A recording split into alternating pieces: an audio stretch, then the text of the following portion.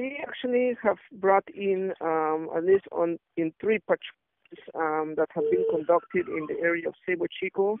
There have been three particular detainments that have been done in the southern area of the Chiquibo, and they are all related to gold panning activities.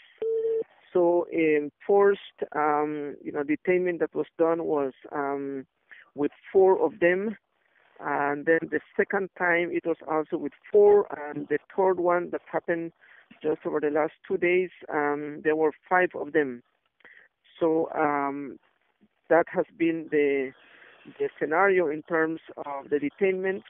All of them have been brought down to the San Ignacio police station, where then the charges have been, levied upon them.